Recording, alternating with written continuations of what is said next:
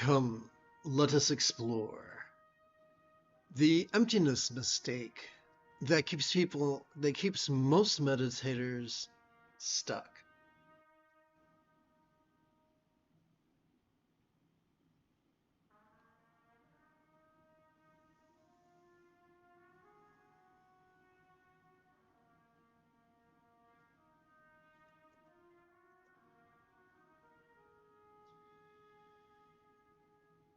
We'll begin with a bit of review.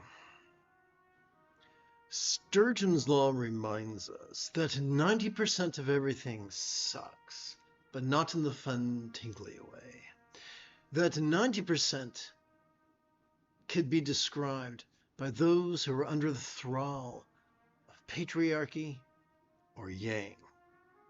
They tend to be rigid, fearful, superstitious, controlling, elitist, cryptic, competitive, and cruel.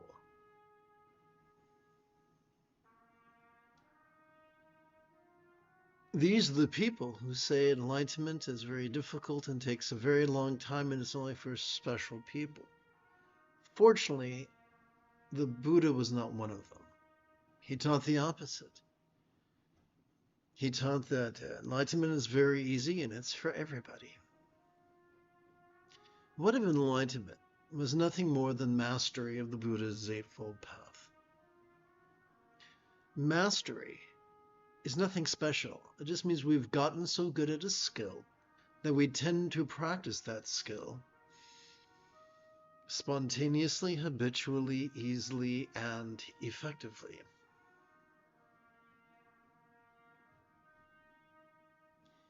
One of the cool things about the Eightfold Path is that it's imbalanced. The two most powerful aspects of the seventh and eighth, mindfulness and meditation, or in this case, watching and resting.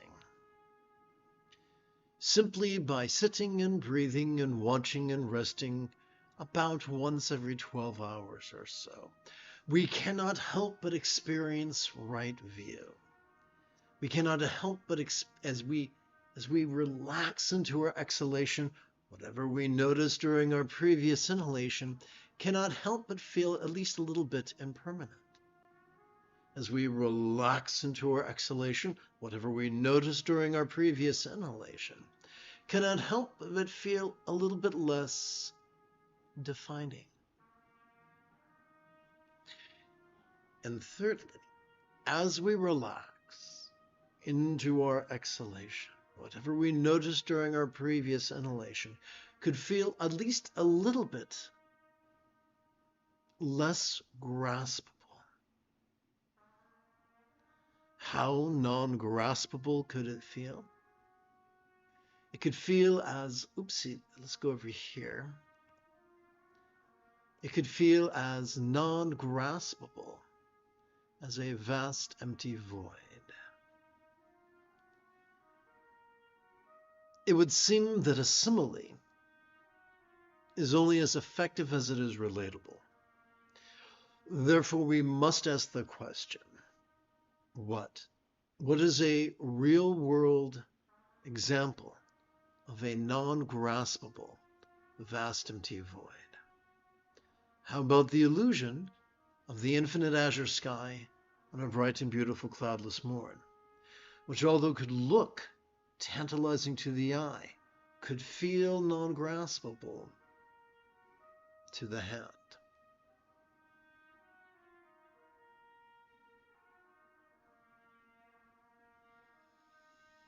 And so whether we were discussing no self or emptiness, they are just figures of speech, shorthand, if you will, for us to symbolically and therefore viscerally understand something. These are visceral and symbolic ways to express that which is latent during each relaxing exhalation. Those who are rigid, fearful, superstitious, controlling, elitist, cryptic, competitive, and cruel love fairy tales. They love myths, especially when the telling of these myths disempowers others, makes them seem much more powerful and wise and important than they really are.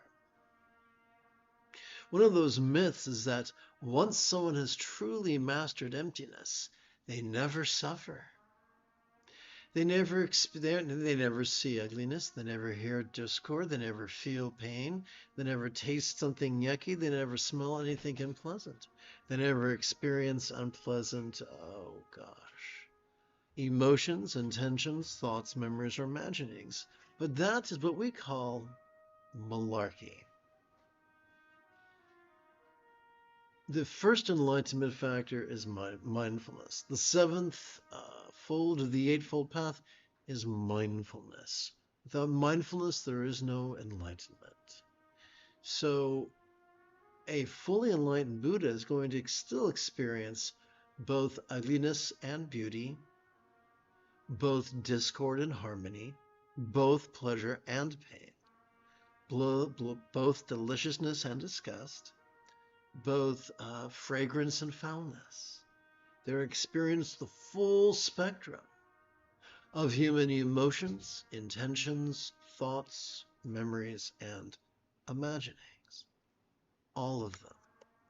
From the external to the internal, from the physical to the mental, from the pleasurable to the painful, from the interesting to the boring, from the convenient to the arduous, from the glorious to the grotesque. One moment. This is page, oh, where are my glasses? Is this page 49? Okay, page 49. Need to do an edit after class.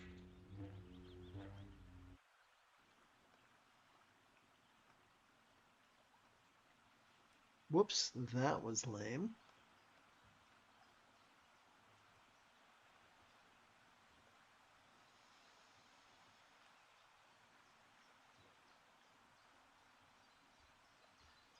But remember, anybody who cooperates, anybody who sits and breathes and feels and rests at least once every 12 hours will be able to physically and viscerally experience the figurative emptiness of whatever they perceive fleetingly during each exhalation.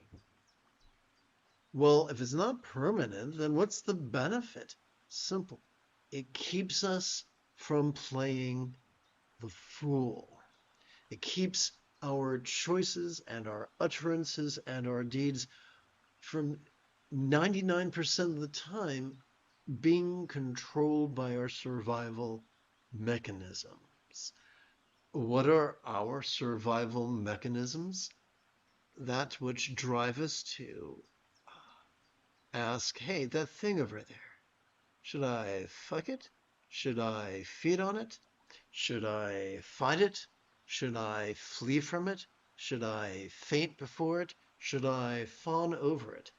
These 5 F's are all about survival, and they're to be used occasionally. When they are used constantly, when they define our identity, our choices, utterances, and deeds, 99% of the time, they detract from life. But when we're able to viscerally perceive the stimuli around us, then relax and release it, then instead our choices, utterances, and deeds are influenced by love's deeply centered spontaneity, because frequently and regularly cooperating with both facets of our autonomic nervous system not only calms the anxiety and aggression of our amygdala, but it gently stimulates our anterior cingulate gyrus, which functions as the hub of our mirror neurons, the seat of empathy.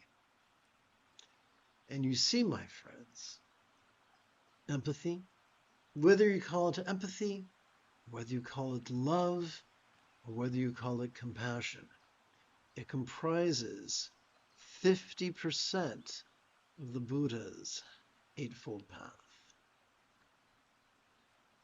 So yeah, that's pretty important. Well, that's lame. I apologize if I've deprived you of a thoroughly meaningful visual aid experience. Let me see if I can't fix that quickly.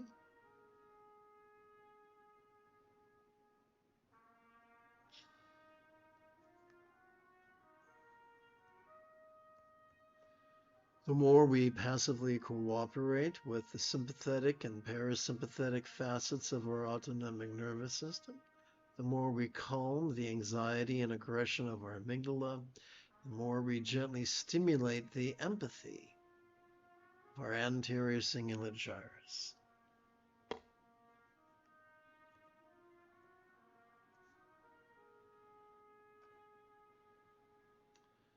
Well, let's see. Let's go over here and press 2. That's not good. Let's hit this button right here.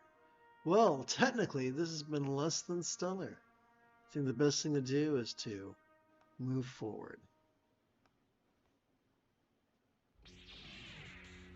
I guess I should tap button number 3. This is the Dzogchen Sende Lama Jigme Gyatso of the Buddha Joy Meditation School. For multiple decades, I spent about 8 hours a day, almost every day, studying, practicing, mastering, and reverse engineering the teachings and techniques of each school of meditation so that you wouldn't have to. Welcome, my friends, let's try this again. It is Rey Skywalker Sunday evening. Come, let us meditate. Oopsie. Come, let us meditate like a Jedi.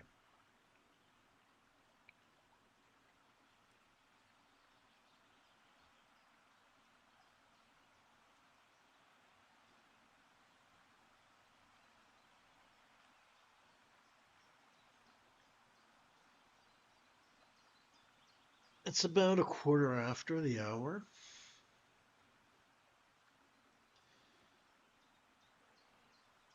Let's begin our first third of this evening's meditation.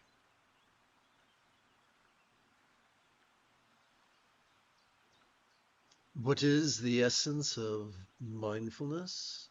To silently and mentally recite the verb watch every time we passively notice air enter our nostrils. What is the essence of meditation? To silently and mentally recite the verb rest each time we passively notice air exit our nostrils.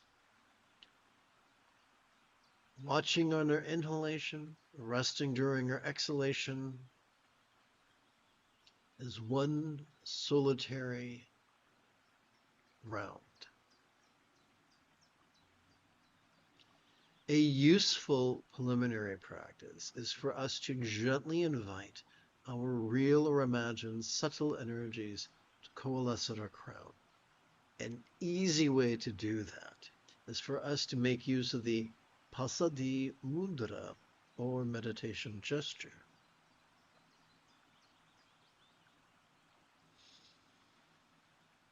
It's as easy as using the tip of our left index finger to support our right index finger,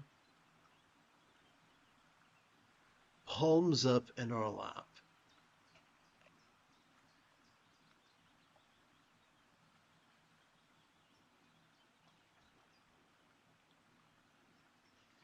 So as I mentioned, this is great to keep track of our first solitary round of watch and rest. How are we going to keep track of our first dozen rounds? Simple. We begin by drawing our attention to our right hand. Every time we silently and mentally recite the verb watch during our inhalation, we advance our right thumb across our fingers.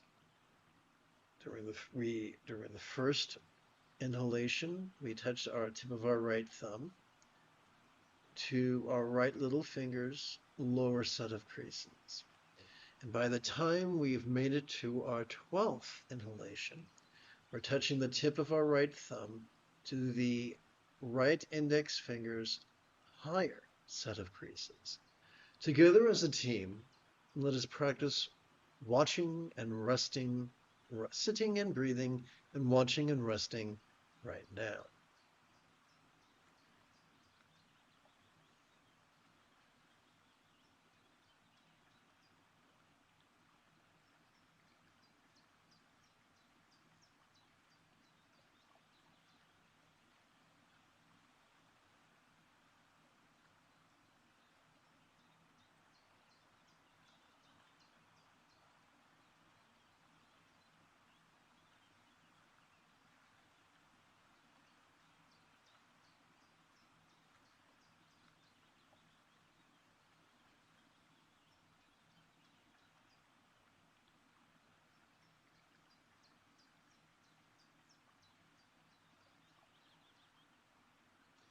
To keep track of our next solitary round, we draw our attention to our left hand and place the tip of our right thumb upon let's try this again. Place the tip of our left thumb upon our left little finger's lower set of creases. To keep track of our next set of watching and resting, we return to our right hand.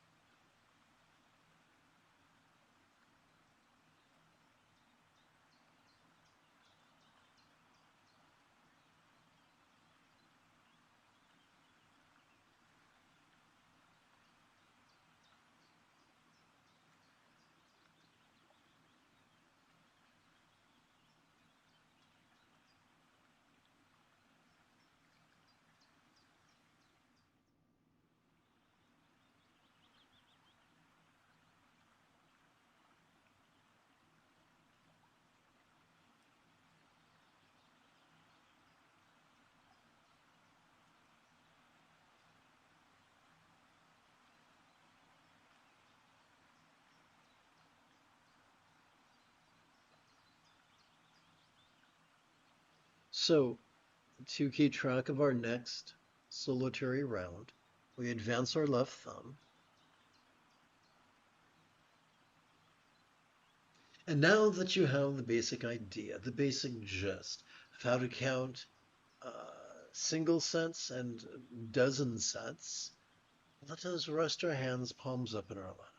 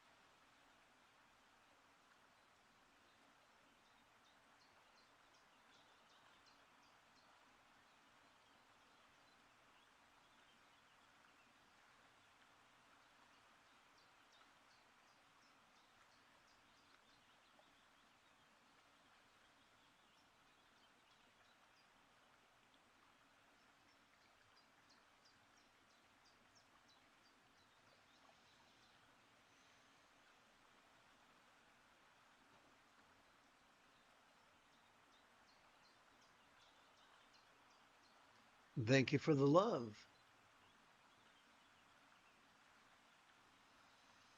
So now let's progress to our second third of this evening's meditation. We've counted 13 sets of 13 inhalations each. Now let's gather an additional collection of 13 sets of 13 inhalations each. Doing that is as simple as sliding the tip of our left index finger up the back of our right index finger until we come to the second knuckle of that right index finger. And then our hands are palms up in our lap.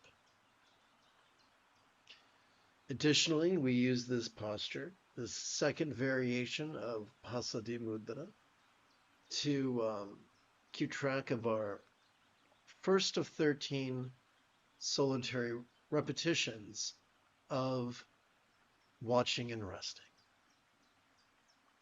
wherein we silently and mentally recite the verb watch as we passively notice air enter our nostrils. And we silently and mentally recite the verb rest as we passively notice air exit our nostrils.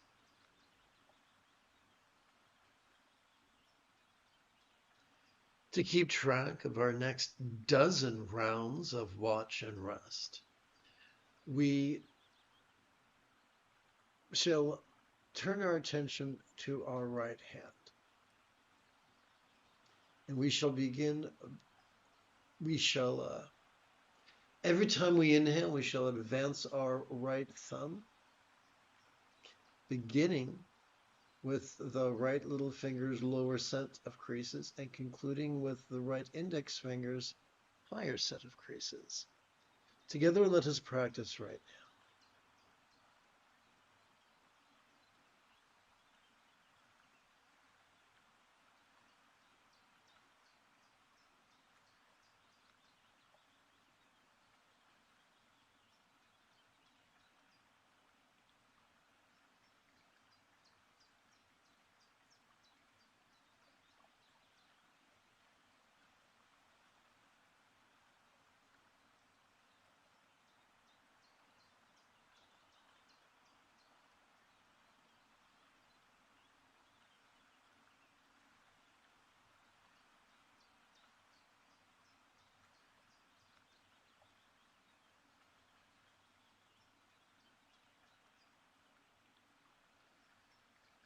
We now proceed to keep track of our next solitary round.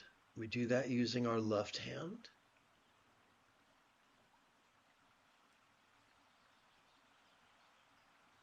And then we continue with our next dozen rounds.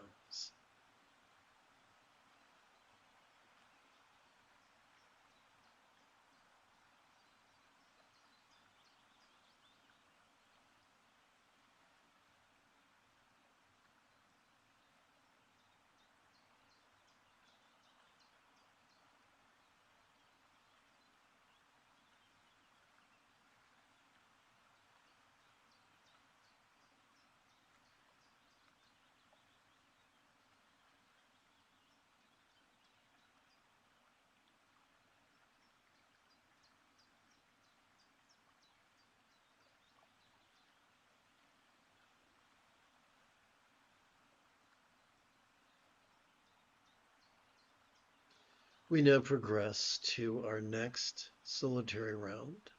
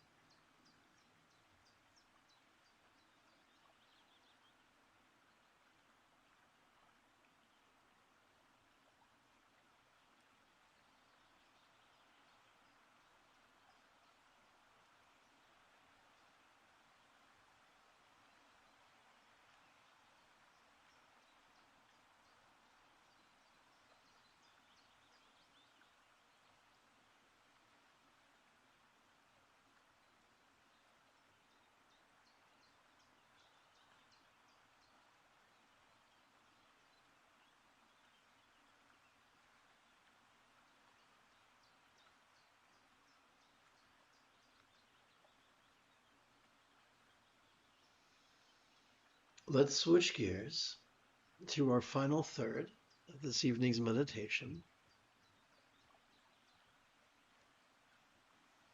We switch from white to teal and from watch to feel. Forgive the rhyme. So we're going to practice Sati Mudra, or mindfulness gesture.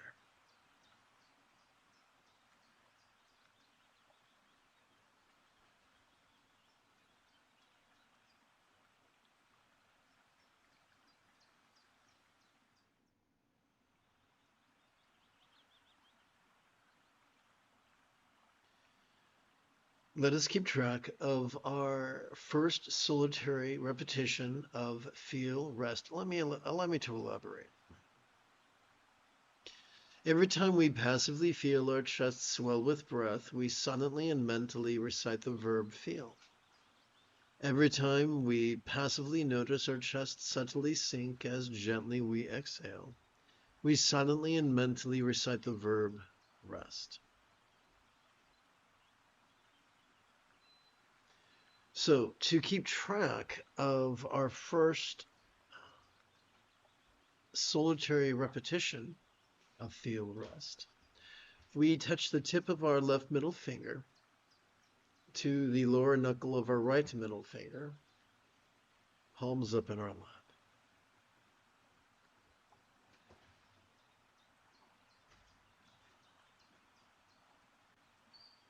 To keep track of our next dozen rounds, the next dozen inhalations, we count upon the creases of our right hand, beginning with the lower set of creases of our right little finger, concluding with the higher set of creases of our right index finger.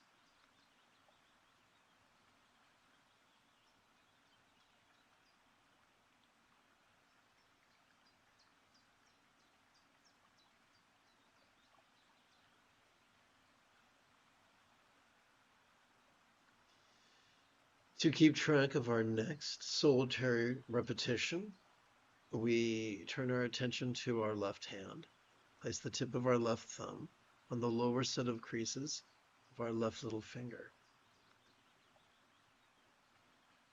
Now we count our next dozen inhalations.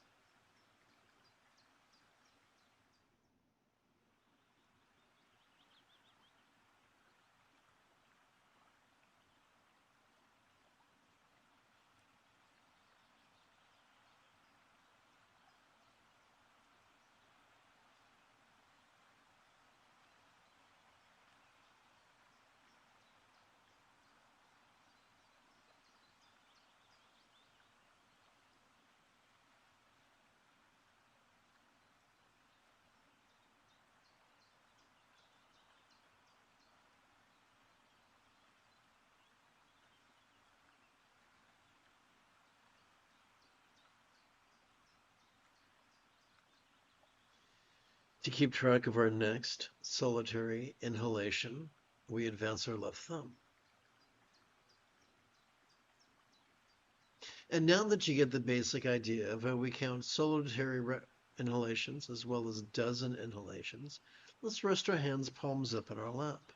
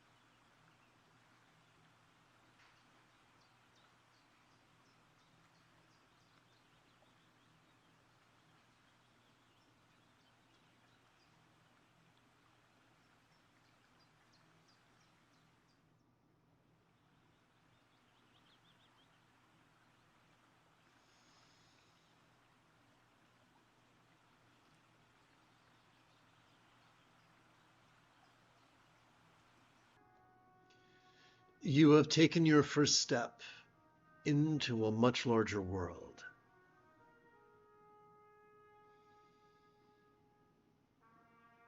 If you feel that I have earned it, you could give this live stream a thumbs up.